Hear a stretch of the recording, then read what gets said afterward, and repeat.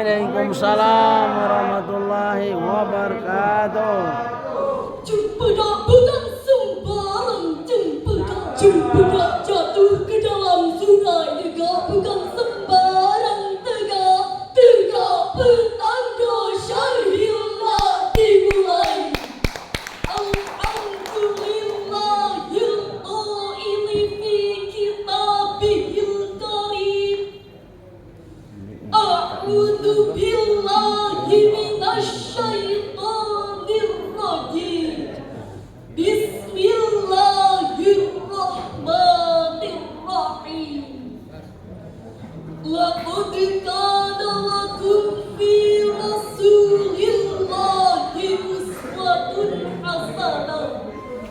Assalatu wassalamu ala sayyidina Muhammadin syafa'ah wa ala alihi wa ashabihi kamis sa'adah.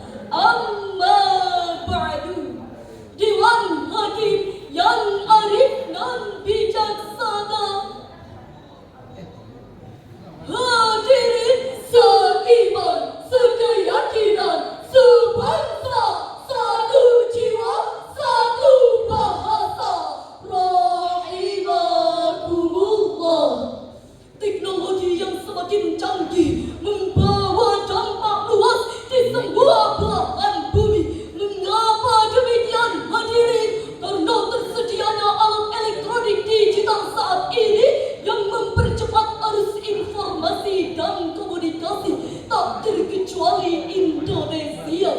Ia laksana pisau bermata dua, dapat memberi nilai positif dan negatif tergantung siapa yang memanfaatkannya. Teknologi informasi misalnya bisa menjadi media pembangunan karakter umat yang terpuji atau akhlakul karimah, dan bisa menjadi media dekadensi moral atau akhlakul mazmumah, khususnya bagi umat di era digital saat ini. Berita tentang seks bebas dan kematian akibat miras dan narkoba di kalangan umat di era digital hampir setiap hari memenuhi halaman media sosial.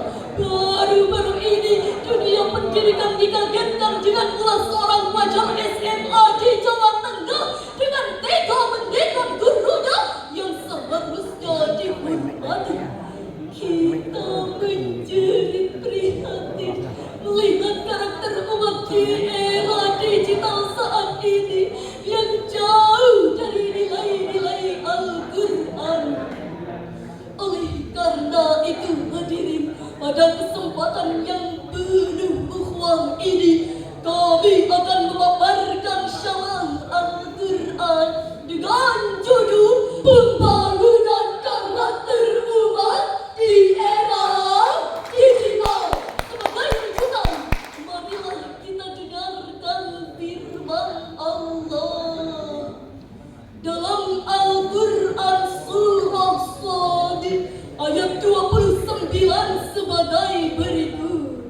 A'udzu billahi minasy syaithanir rajim.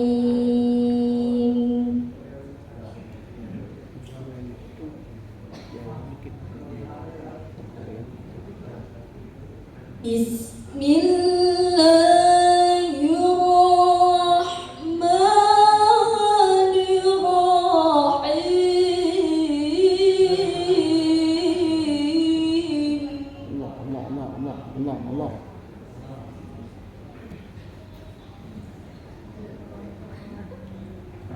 Kitabun anzalnahu ilaika mubarakun liyadabbaru ayati. Allah.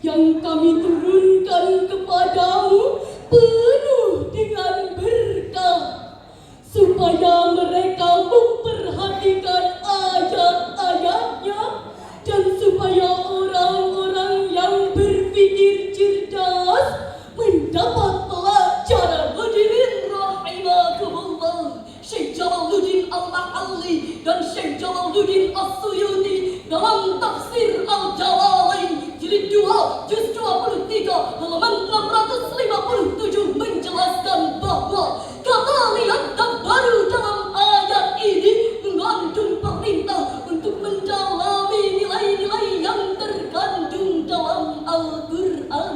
Dari situlah pedoman dan pelajaran berharga kita peroleh, lalu kita jadikan pegangan. Itulah generasi ulul albab, generasi umat yang cerdas intelektualnya sekaligus cerdas spiritualnya. Hadirin, pesatnya perkembangan teknologi telah membawa perubahan terhadap karakter dan gaya hidup setiap orang.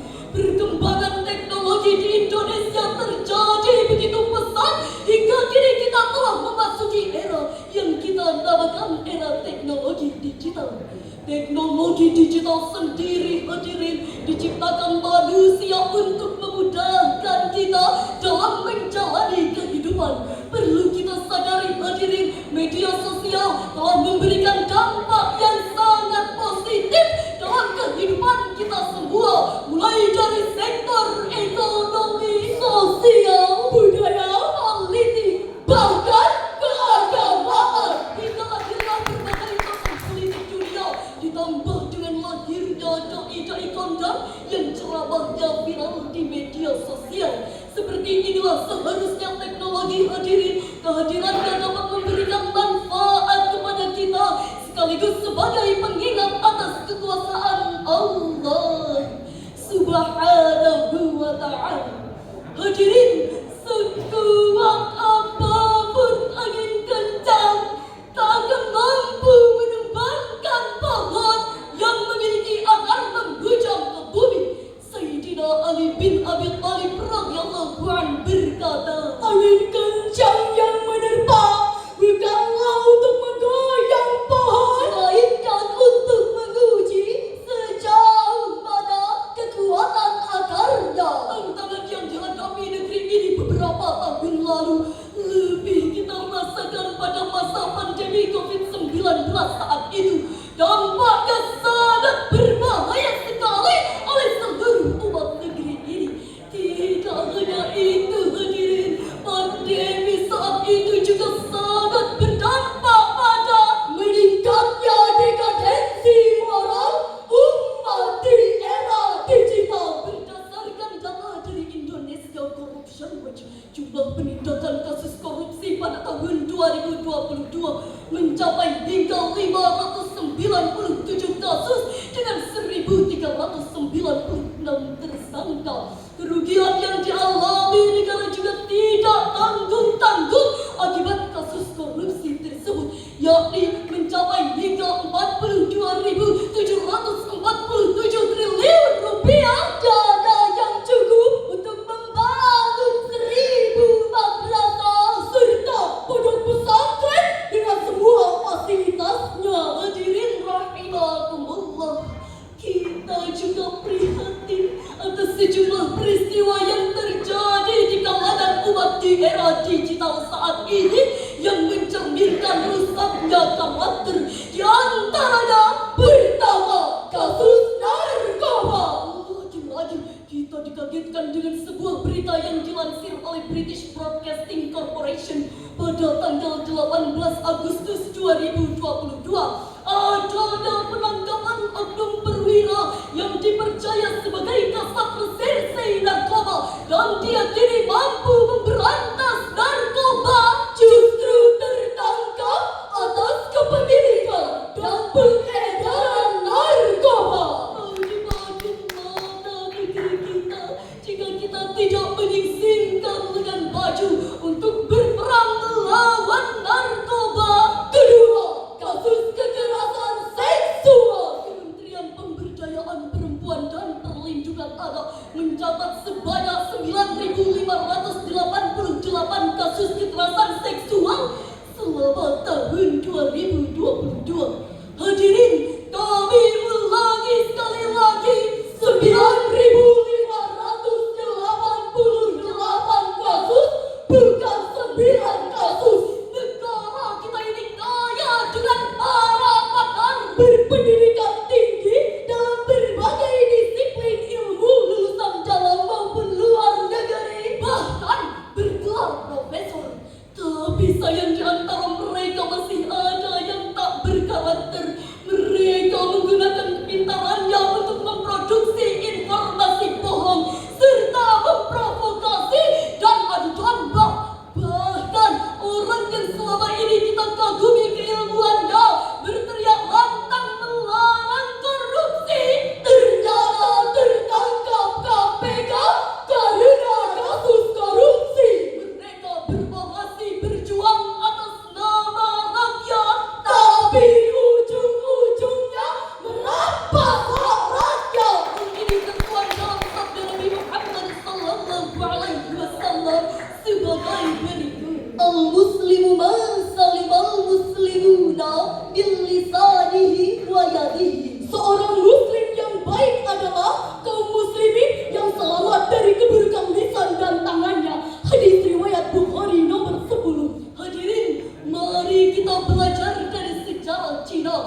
Siapa yang tidak kenal dengan tembok Cina? Salah satu situs keajaiban dunia yang sampai saat ini berdiri kokoh melewati banyak generasi zaman. Ketika Cina zaman kuno belum hidup dalam kondisi aman, mereka membangun tembok Cina yang sangat besar untuk melindungi negaranya. Memang tembok ini sangat kokoh sehingga dalam beberapa kali perang tidak dapat ditembus oleh musuh. Ternyata hadirin, sekian ratus tahun kemudian tembok ini berhasil ditembus oleh musuh dengan cara menyuap penjaga temboknya. Cina di zaman itu disibukkan dengan pembangunan temboknya, tapi mereka lupa membangun karakter manusianya. Lantas hadirin, apa yang harus kita lakukan untuk menyelamatkan karakter umat di era digital saat ini dari karakter perusak masa depan bangsa? Sekali lagi, mari kita dengarkan firman Allah dalam Al-Quran surah Al-Ahzab ayat 21 sebagai berikut: Laqad kana lakum fi Rasulillahi uswatun hasanatun liman kana yarjullah.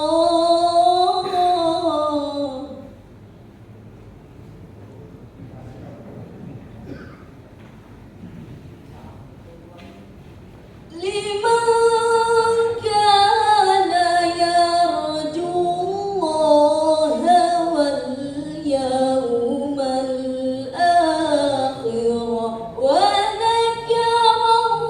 dzakarallaha katsira. Sungguh telah ada pada diri Rasulullah itu suri teladan yang baik bagimu, yaitu bagi orang yang mengharap rahmat Allah dan kedatangan hari kiamat, dan dia banyak mengingat Allah. Shadaqallahul azim. Maha benar Allah dengan segala firman-Nya, dan Dialah yang Maha Agung. Hadirin rahimakumullah, Profesor Dr. Muhammad Quraisy dalam tafsir Al-Misbah jilid 11 halaman 244 menjelaskan Rasulullah adalah teladan yang baik bagi umat manusia. Beliau mengajarkan nilai-nilai karakter mulia meliputi akhlak kepada Allah, akhlak kepada sesama manusia,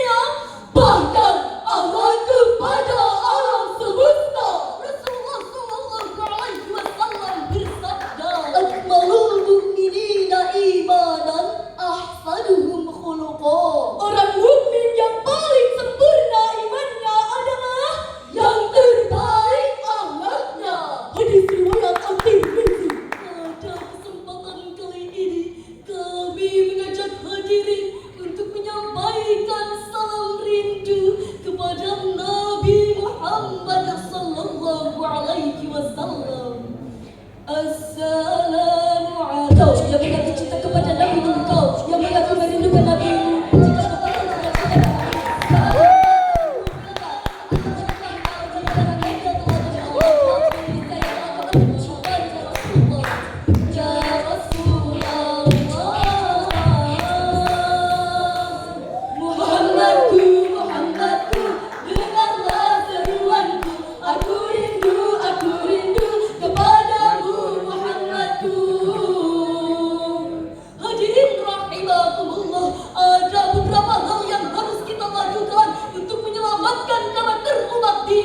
digital saat ini di negeri tercinta, antara lain pertama menanamkan nilai-nilai agama melalui pembiasaan serta keteladanan, kedua menciptakan lingkungan yang religius baik melalui paham bacaan, tontonan maupun komunitas pergaulan. Kita ajui jempol program Kemenang Republik Indonesia yaitu Gerakan Maghrib Mengaji, agar masyarakat kita aktif mengkaji Al-Quran dan mengamalkannya di kegiatan sehari-hari. Kami yakin jika nilai-nilai Al-Quran sudah menjadi tuntunan aktivitas kehidupan, maka siapapun orangnya, apapun profesinya, ia akan menjadi orang yang baik. Kalau ia pejabat, ia akan amanah dan bermanfaat. Kalau ia seorang pedagang, ia akan jujur dalam menimbang. Jika ia birokrat, ia tak akan mengambil uang rakyat. Dan kalaupun ia jaksa, ia tak akan bermain api dalam masalah yang ditanganinya. Bunga melati mekar di taman, harum baunya akan menawan, membangun umat berkarakter dan beriman. Maka Al-Quran harus jadi pedoman. Dari perjalanan ini dapatlah kita ambil kesimpulan bahwa pertama, masa depan bangsa ditentukan oleh generasi umat yang berkarakter. Kedua, untuk membentuk karakter tersebut tidak ada pilihan lain kecuali kembali kepada Al-Quran dan keteladanan Rasulullah Sallallahu Alaihi Wasallam. Demikianlah yang dapat kami sampaikan.